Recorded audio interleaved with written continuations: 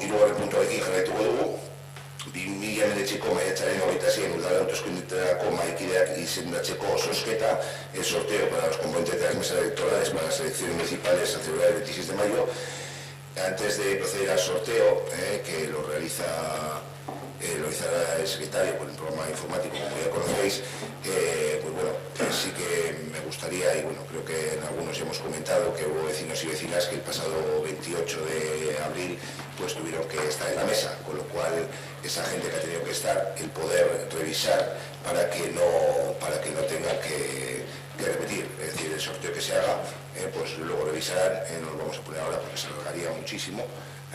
Daros cuenta que van a sacar 33 titulares y otros 66 suplentes, con lo cual se comprobarán por parte de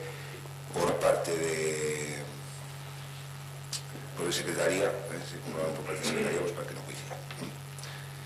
Vale. Alberto. No sé si queréis que lea los... O sea, quiero decir, es una aplicación que saca a la gente. No sé si tiene sentido que lea a todas las personas que están en las mesas. Simplemente leo al botón, si queréis alguna cosa, o sea, alguna curiosidad.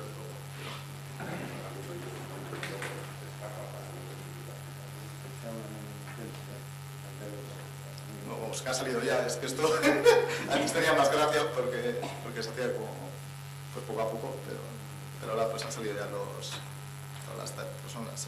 Sí que haremos, por lo que ha comentado el alcalde, comprobaremos si hay alguna persona repetida respecto a las elecciones anteriores y en ese caso pues lo sustituiremos pues, para que no tengan que volver a participar.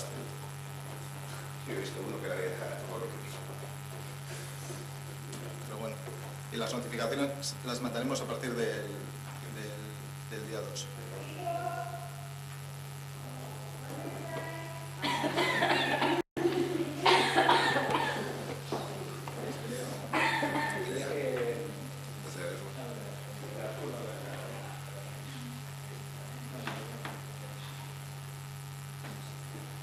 No procedemos a leerlos.